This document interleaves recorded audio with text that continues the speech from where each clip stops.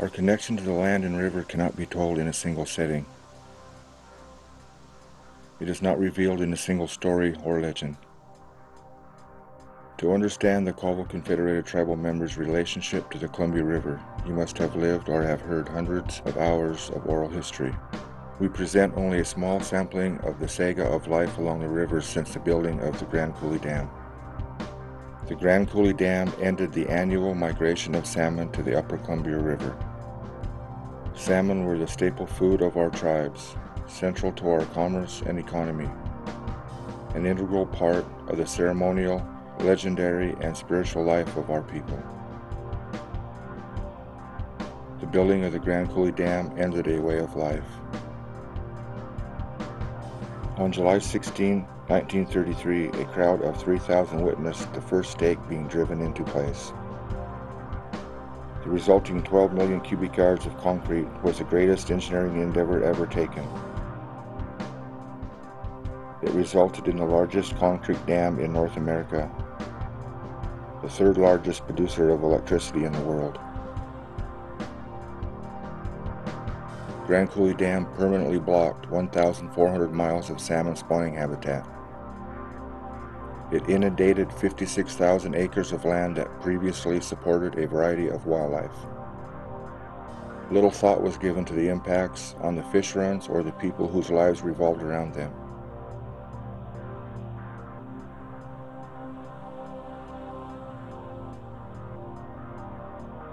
Some of the structures in the flood area were moved at owners' expense, and others were destroyed to reduce hazards to navigation on Lake Roosevelt. The Columbia River is the most hydroelectrically developed river system in the world.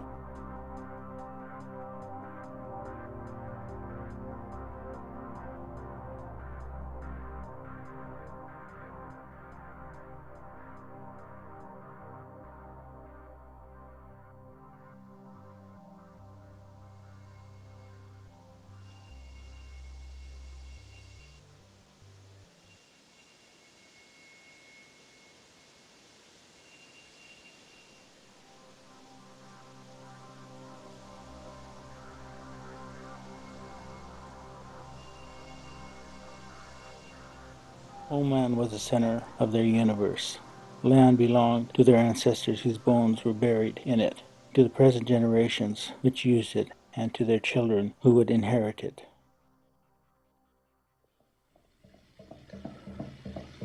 When the world was created, the Creator created the water. It's so great, that water. Everything has to live by it. Where it come from, never emptied, ever since the world was created. Where it goes, never filled. That's what my ancestors prayed to.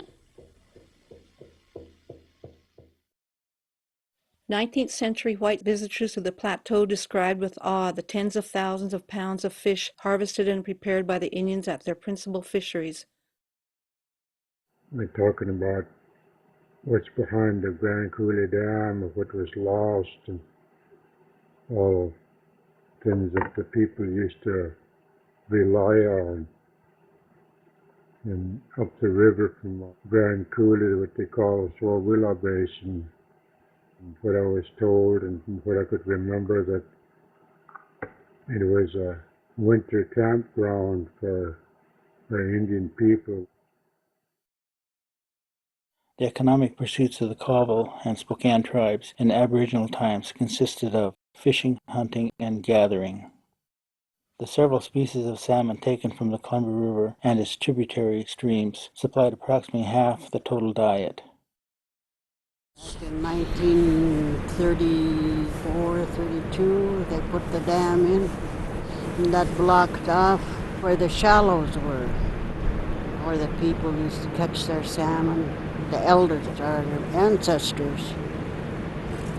Then we didn't have no blockage from the dam when they traveled on both sides of the river from Seaton's ferry to the other Seaton's ferry. And they used to catch their salmon there and their eels. And then go on and cook them, and then take off to wherever they're moving to. It's kind of a stopping off area, huh? Like the camping places used to be on the west side on Sam Seaton's ferry. The west side was the camping grounds for the people traveling to the Big Bend to dig their roots, or the travelers going into Yakima to pick hops. The prairies that were cut off by the flooding of the river were among the most useful forage areas. In San Juan, a long time ago, all the cedar wood used to come from Canada, and they used to go down there and gather cedar wood in the spring year when the water went down again for their salmon, for drying salmon. That's what they used cedar wood for. There was an eddy in there, that's where they used to get on, and then they got cedar. People continued to rely on access to open land beyond their family's allotment and tribes' reservation to supply their daily needs. The people that lived way back then, they went from campsite to campsite according to the roots and the berries that were here on this reservation and across the river, where they go and dig roots for camas, bitter roots, and whatever else that they could get for their provisions for the winter. And when the root season's all over, or they'd come back, then they would go pick berries like choke cherries, ribis berries, or huckleberries. They would do their hunting in the fall and fishing in the spring. They had their fishing traps or whatever they were over there up in the Keller area. And they'd go there when the fish would run, where they would catch all the fish that they needed and dry them and preserve them for the winter times to come. In most years, there was a surplus that could be traded for materials and crafts not found in their own territory, such as shells and baskets from the coast. Games, horse racing, gambling, and trade took place at the camps surrounding the fisheries. And what are some of the activities in the area? When the tribes gathered together for what they used to call a potlatch, and tribes used to come together, but there was a lot of trading of food. You know, like the people from Montana brought dried buffalo meat in exchange for bitter roots. And there was a lot of exchanging. Yeah. The position of salmon chief disappeared along with parts of the language and crafts associated with fishing. With elders transmitting the values and history of the tribes to children while teaching them to catch and preserve fish. And our salmon chief, he made a statement that we are supposed to reserve this for our campground. We not only get salmon here for the winter food, we get salmon, all the fish that's in that river. Then we get our camas. And we get our berries up here. Right along there, down in the bottom, we get our hazelnuts. And we get our deer, bear, everything. You might as well say this is our fridge or our food place.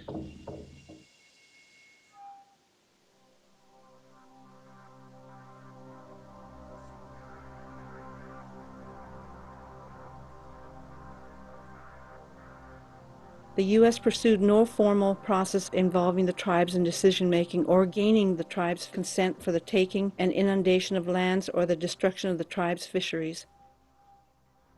Well, the beginning of Grand Coulee, the superintendent was meeting with a lot of the people from Washington, D.C. Mm-hmm. And my dad was always at the superintendent's side, so he would take notes, and when he'd come back in the evening, he'd tell my mom, he said, all the Indians don't want this dam to be put up here because it's going to block our fishing. It's going to take away our where they fished for eels, and that's at Elmer City. Mm-hmm. And it was going to destroy some of the campgrounds that they had. And and he'd come back and he'd say, well, he said they're wearing the old people down, but he said, and they're still trying to hang fast that they don't want this dam built here because it's going to take away everything from us. Prior to 1930, many middle-aged persons had learned a smattering of English, which most spoke with considerable distortion of pronunciation. At the same time, nearly all the speech in the home was in the native tongue, and most of the older Indians spoke no English at all. He was one of the people that they told that they're going to build a Grand Coulee Dam, and you can never ever translate Indian into the English language. It never ever translates. But I guess the nearest I could say, when they told him that, he just said, huh, they're just dreaming. There's no way in the world anybody's going to be able to dam up that great big river.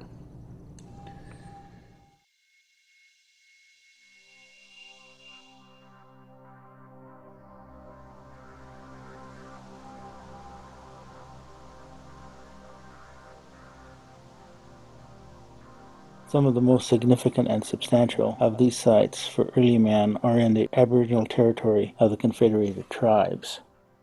These dates are accurate, not guesses. They are based on radiocarbon measurement. Their loss from moving was practically everything. It was terrible for years and years there. They had to live practically in tents.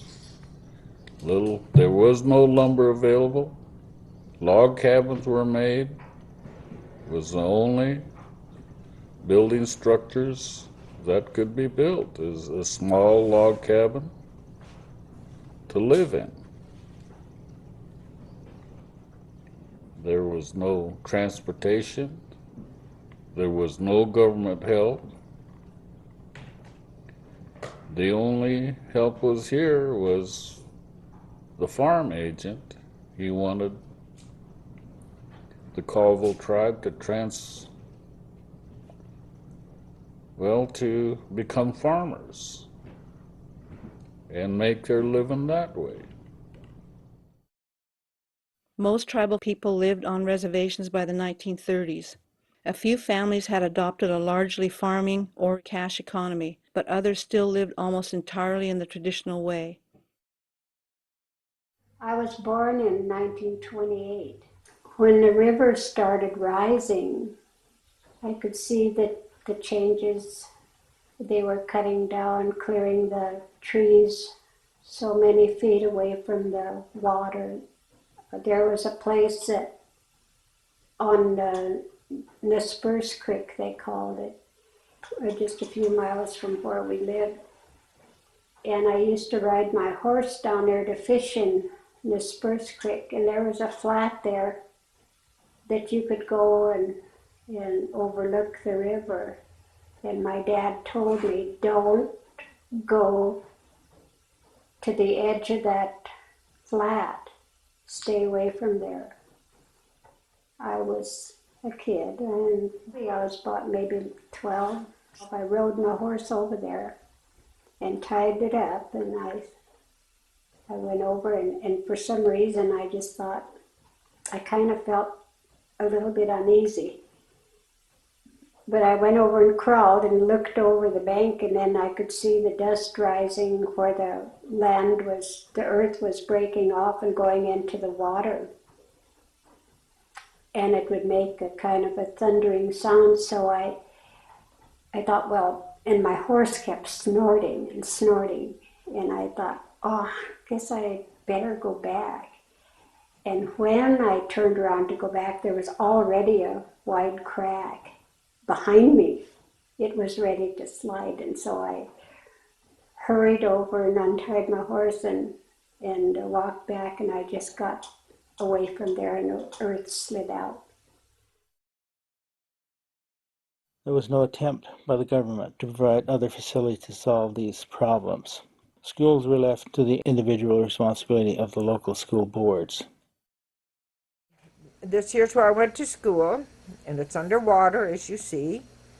And this here was the high school part, and this here was the first grade room. And over here, before the waters come in, there was big, big stacks of wood, because they had wood furnace to keep us warm. Back there further, underneath the back of this hill here, down there, is back of the school, is the river, Columbia River.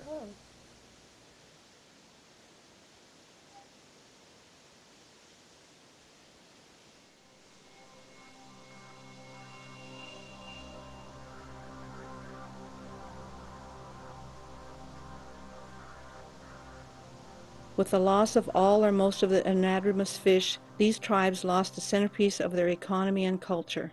Grand Coulee Dam, Lake Roosevelt, and Columbia Basin Project also damaged livelihoods by destroying or limiting access to gathering and hunting grounds both on and off the reservations.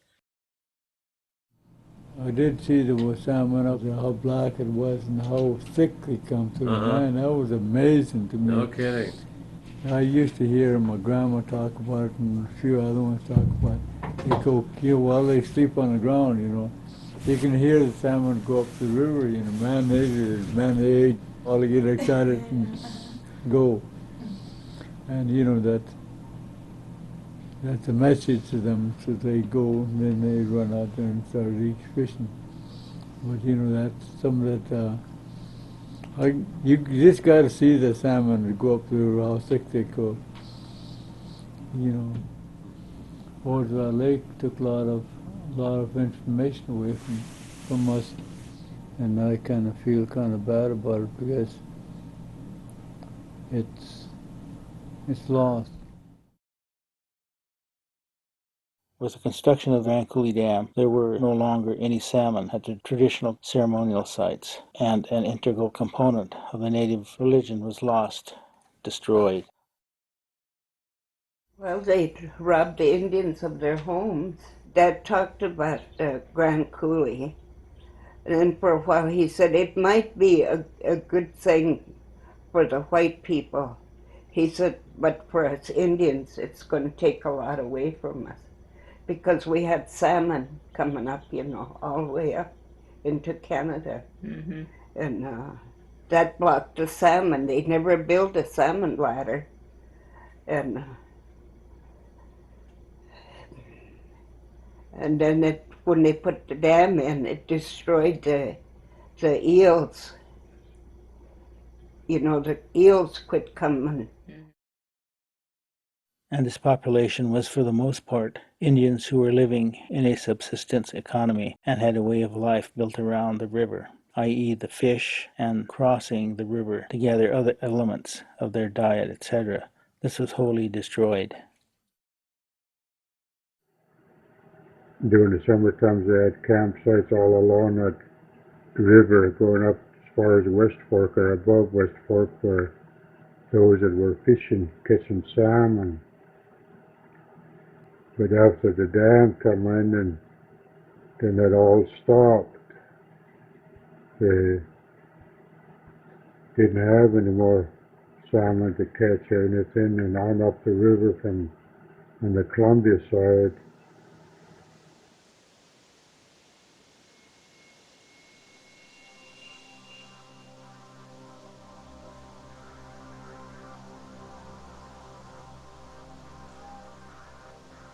The Commissioners of Indian Affairs and Reclamation, endorsed by Secretary of Interior Harold Ickes, expressed the understanding that if the federal government took the project over, the United States would pay the tribes a share of power revenues generated from tribal lands. My mom told him, well, what are you doing this for? And he said, well, when the dam is going to be put in, you and your family will be the first ones to receive electricity, and you'll have electricity forever. We'll never have to pay for it. So my mom thought, that's all right. But see, this was just a thing that they were trying to get an okay from my mom and everybody else. The committee directs the Secretary of the Interior and the Secretary of the Army to open discussions with tribes to determine what, if any, interest the tribes had, and to explore ways in which the tribe might benefit. And this utility light was supposed to pay, why we're supposed to pay $1. We're supposed to pay only 75 cents. I don't see that. And President Roosevelt made that promise to my father and Jim James, and they all put their thumbprints on there and signed it tonight. President Roosevelt signed it right there before the people. A number of tribal members we interviewed stated that government officials told them they would receive free electrical service from the dam. Reserves only acquired electricity later, and usually at a much higher price than a typical off-reservation residents paid. And then finally, I guess, because they mentioned so much money that we'd receive from the dam, we'd get free electricity, and if we did get charged, it would be just half of what everybody paid for. And none of that has ever come to pass. It took years and years and years after that before they even put a line down to my mom and dad's place. Mm. And Because they were going to be the first ones, huh? yeah, then my dad and them had to pay for the line too. They did. Yeah. It didn't come cheap like they said it would. The town of Keller was not relocated, but a few people gathered in the present town site of Keller. There was no telephone service to the town until 1973, when in cooperation with the telephone company, the tribe took the lead and was able to organize the subscribers. The REAs wanted to run a line, I guess, up to probably to the lookout. But anyway, they went to her and had her sign papers because they had to go through her land to put poles in. And then and she said,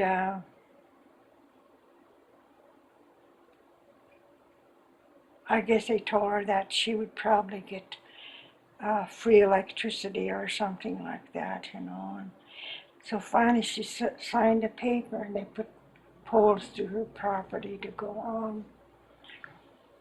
And she never had electricity at all till 1950. After the project was federalized in 1935, high government officials concluded, erroneously according to a 1978 findings of the Indian Claims Commission, that the Colville, Spokanes, and other upriver executive order tribes had no greater rights to fish than any other citizens. It's something that we've lost because of the dam. They told us a lot of things that what the dam, Grand Coulee Dam, is going to do for the people, but They make all kinds of promises, but it never comes to pass. I remember that they told us that if the older people signed the papers and everything, why the Indian people would get free electricity and all of that, but that was just all promise and word of promise, and after it got on paper, it was all different. The building of Grand Coulee and Chief Joseph Dam should have provided the Indians with an unparalleled and enticing opportunity to become involved with the new culture, to which they were bound to have to adjust. And a job must be there. There's supposed to be quarter Indians working. If there was 100 people working, there's supposed to be 25 Indians and 75 whites. If there's 1,000 people working down there, there's supposed to be at least 250 Indians. Usually, I don't think there's that many Indians working down there.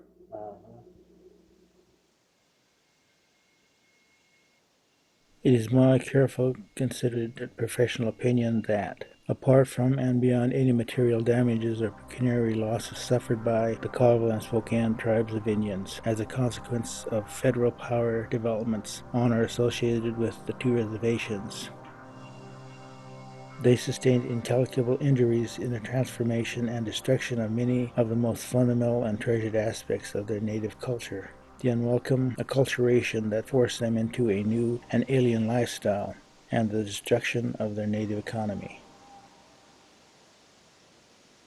So if somebody says to me, what were some of the losses that the Indian people suffered because of this dam, then you're telling me that all the places that you know about up here are underwater. Yeah, all the country of your granddad, and where he stayed and stuff, and it's underwater. And you don't know many of those stories anymore because, right, and the salmon used to run up there in droves, and that was an important part of their life, and that's all gone. It's all washed away.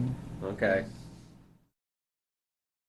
The tenacity with which the Indians have adhered to these economic pursuits is indicated by the fact that all of these activities continue today.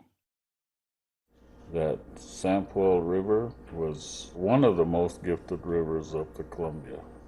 All because Coyote was granted his wish. And he said, this will be one of the most gifted rivers. You will always, always have salmon. You will always have good fish in this river. The best, any kind. And as I said before, the king was here, the dog salmon was here, the steelhead, the cohos, and all the other little salmon fish that went with it. Whatever species of a fish was here, until, of course, the Grand Coulee Dam was completed. So there, the salmon extinct here. Even today, the economic and emotional one is still felt, and the search for salmon goes on, despite the odds, of course, only below Chief Joseph Dam, and the people say they would return to the salmon economy tomorrow if that were possible.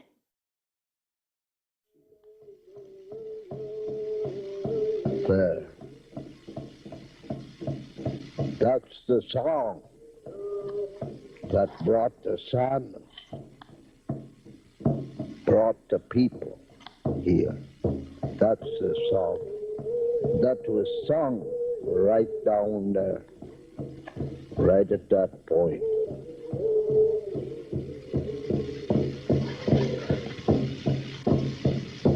Just burns me up to talk about it. See, this lake, Bureau of Reclamation, took our timber, gave us maybe $1 or $1.50 an acre for our land. Sure, it's a good thing to have rights, all right, but it did not come from Coulee Dam. come from Washington Water Power. We never got a cent for our gold. We never got a cent for our salmon. We never got a cent for our timber.